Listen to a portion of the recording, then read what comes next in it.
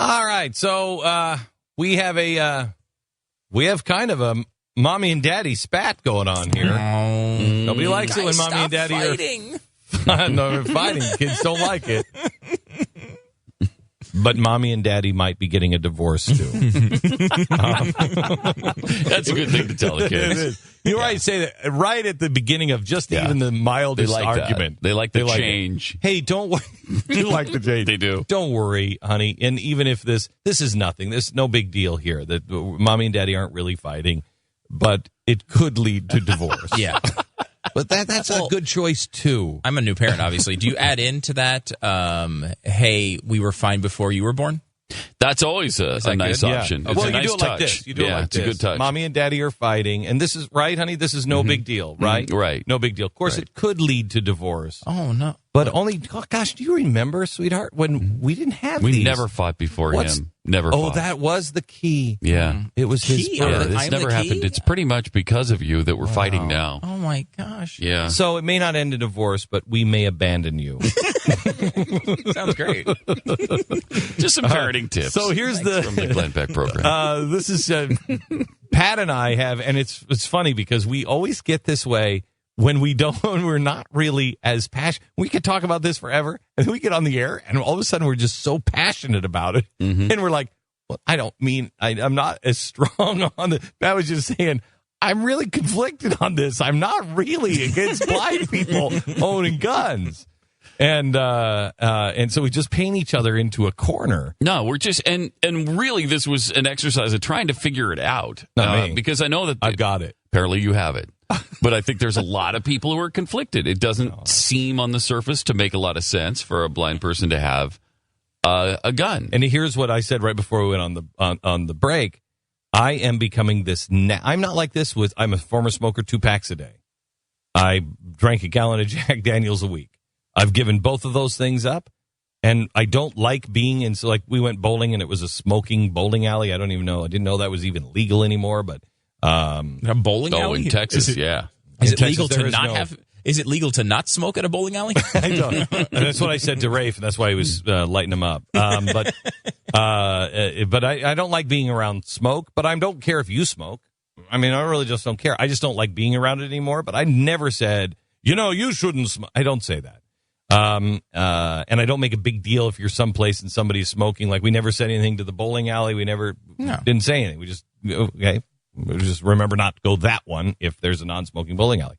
And I'm not like that on alcohol. I'll go to a bar with friends. I don't hang out at bars, but I mean, if we happen to be doing something and there's a bar there and everybody's congregating for, whatever, I will go in and I don't say, you shouldn't drink. When it comes to the Constitution, I'm becoming that guy. Because it's the flaw in me. I've compromised too much on the Constitution, and I don't think we have honest. Well, and we've found that over the years. Yeah, and we don't have anybody honest on the other side. You can't come to common sense agreements when the people are only compromising to get you closer to their goal. And as soon as that compromise, that's not good enough. And so then you're negotiating from that position. Stu and I were just talking about this last week where the gun thing is concerned, because it seems reasonable to both of us that you would just get a background check. A simple background check when you go, I got one. I think, why not at a gun show? Why not have a background check?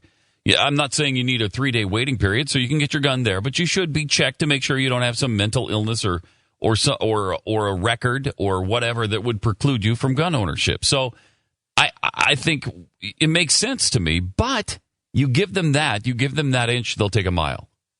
Yeah. And so the main reason to oppose things like that is what they will go for if you don't oppose. They're not honest about it. Yeah, they'll just walk right through that barrier and go 10 steps further. That's why they always lead with, these are just common sense. Mm-hmm. These are common sense solutions. And they always lead with that.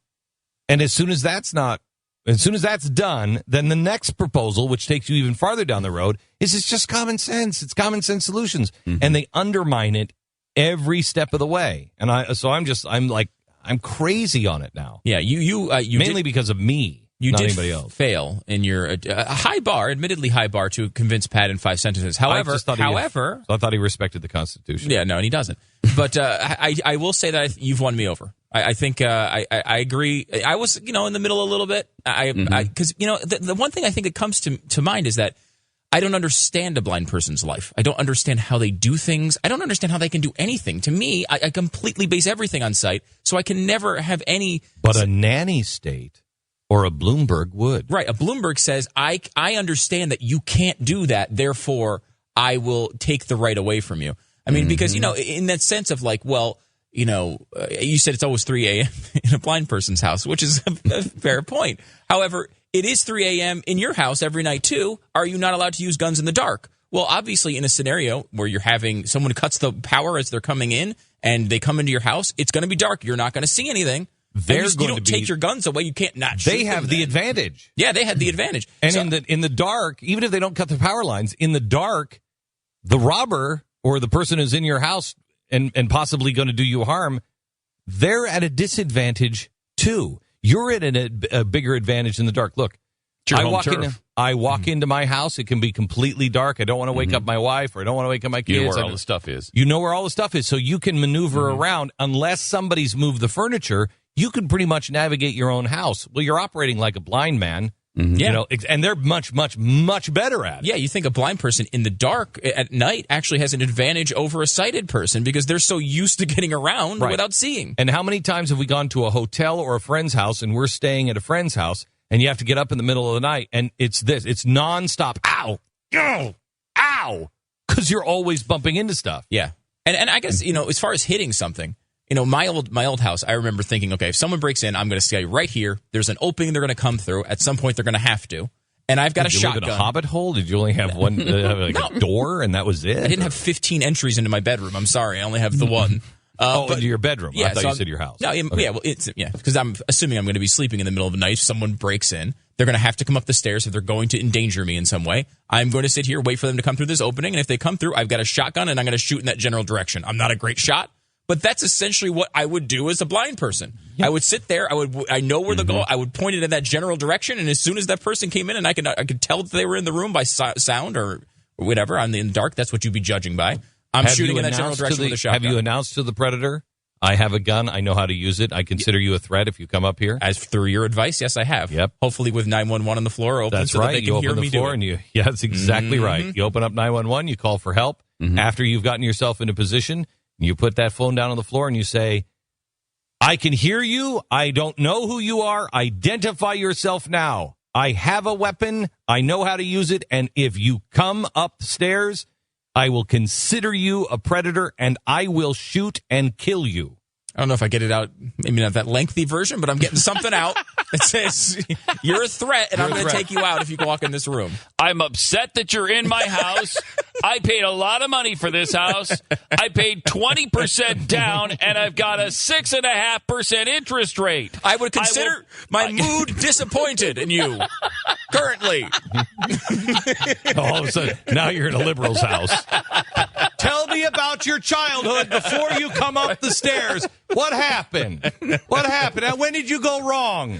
Give me your mother's phone number. We'll give her a call now. I'll put her on speaker. Come up the stairs and we'll hug it out.